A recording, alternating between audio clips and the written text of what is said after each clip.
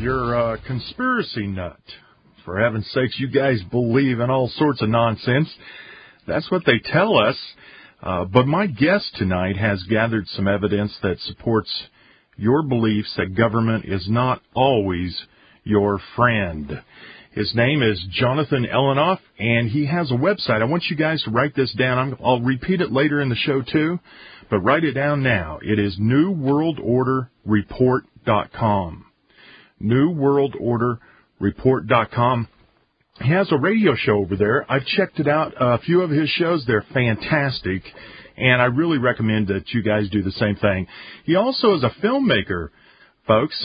He did the film Core of Corruption. I know a lot of you have emailed me the last couple of days and informed me of that. And, of course, Core of Corruption is a documentary film series which details a comprehensive investigation into the world of clandestine intelligence operations and all that scary stuff that we tend to believe.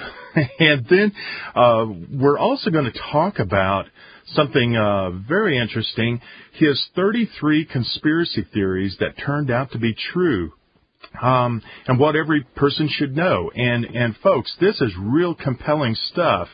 When you start looking at the evidence that supports a lot of the things that we believe in, then we don't sound so wacky after all, I don't think. And our guest, like I said, is Johnathan Elenoff. Let me welcome Johnathan to Don't Tread on Me. How are you doing? I'm excellent, and thanks for having me on. Yes, very excited. I've got a lot of listeners that I've been looking forward to this. Johnathan, you have also a new film coming out called The Mad Divide. What's that about? The Mad Divide is an investigation and an expose on the left-right paradigm. And the purpose of the film is it's a call to intellectuals. I'm trying to, make a film that's not a conspiracy flick, that is basically saying, look, if you've been in Washington, D.C., I have, if you've followed and met some of the most powerful politicians and corporate businessmen, which I have, and you've followed the political spectrum for the last 30 years, at this point now it's fair to say, jumping between Republican and Democratic administrations, there is no difference. It's not a conspiracy theory. This is just a matter of fact now, that they are not working for us. They work for their constituents, which are lobbyists, corporate interests, big banks, certain think tanks like the Council on Foreign Relations and the Trilateral Commission. There's just no debate anymore. It's just people need to get real.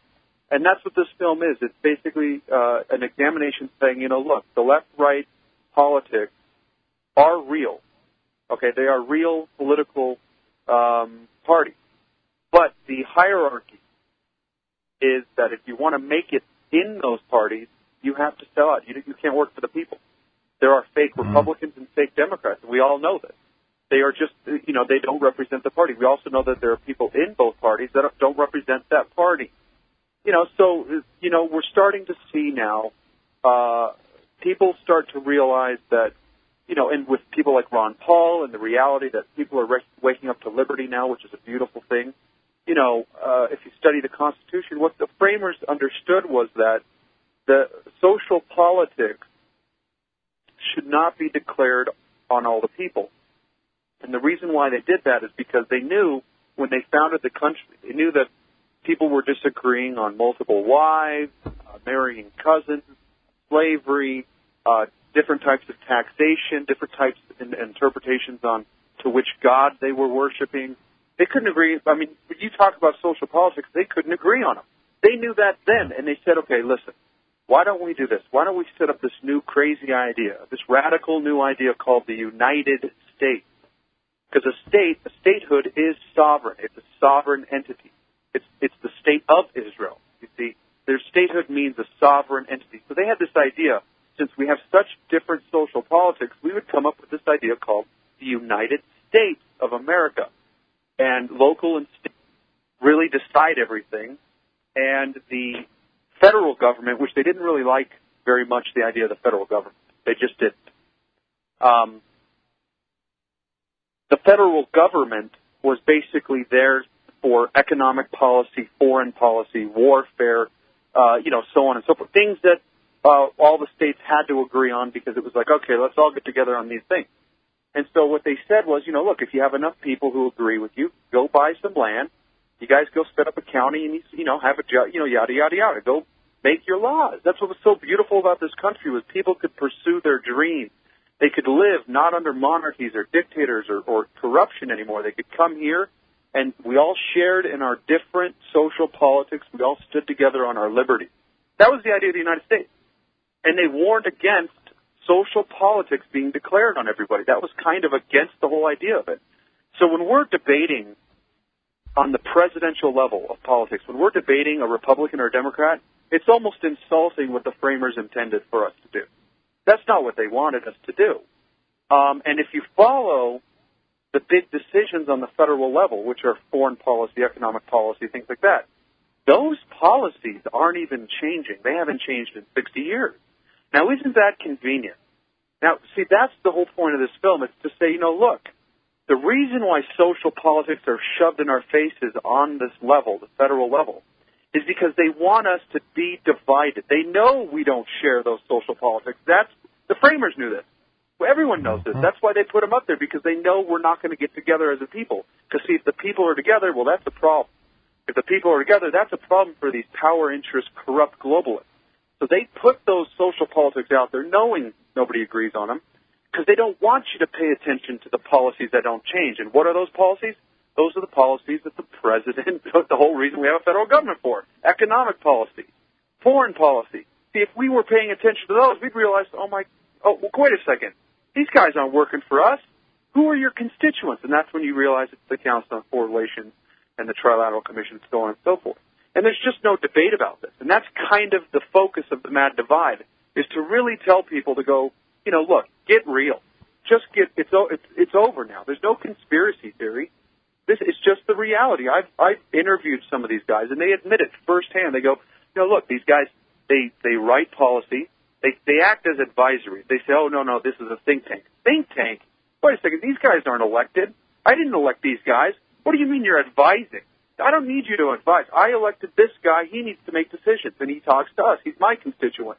So we have these fake, phony front groups called think tanks that make suggestions. Oh, yeah, this is funny talk for getting around saying, look, they're going to do what we tell them to do. Now, that's not a coincidence, is it? Because all the administrations are saturated with CFR, Bilderberg, Trilateral Commission members. The entire administration, like all the cabinets, they're all members of these think tanks. That's why they don't want us to pay attention to that stuff, so they throw these social politics out in our faces, because they know that's what we don't have in common. So, again, the point of this is people need to start paying attention to these think tanks, because the reality is they're unelected officials. This is treason. And look, I'm going to call it what it is. It's treason. It's nothing less of that. They are not elected officials. They have no right to be suggesting policy. It's a complete joke, and it's an insult to any representative government. It defeats the whole concept of it. It's also insulting the framers and the founders who fought for this country and its beauty of liberty and separate sovereign nations. That was the whole part of the creation of this country. So. And that is precisely, Johnathan, what happened in this last election, where the people thought they were going to get a change when it came to the war with Iraq and Afghanistan. And so they elected congresspeople that would get in there and stop the war. They got in there all right, but the war didn't stop. And it's exactly because of what you described. Right. And the sad part about this is, they're not even suggesting policy. They're writing it. CFR actually writes policy. They hand it off to their members, who then go push it in Congress and in the Senate and even as cabinet members. And this is what people need to understand. Our country is facing more than just a crisis. The administration, people look at the president, they think he's the decision maker. He decides things. But wait a second. The political spectrum is much more complicated than that. You've got lobbyists and corporate interests and banking interests in the background that put people into positions of power. And then, if you pay attention to the pardons every year that take place, that, of course, represents the obvious. They go with their constituents. Same thing with the bail. We saw that with the bailout. People who got some of the bailout money were people who helped get people elected. That's just how the country works. So obviously that's a factor. The second factor is we don't have real voting. We haven't had real voting in this country for a very long time. There's more than enough evidence, if you've seen some of these documentaries, that elections are being thrown. We have voter fraud on a scale we've never seen before. So, Johnathan, we're going to wake up. Yes, let's take a break. We'll be back with Johnathan Elenoff.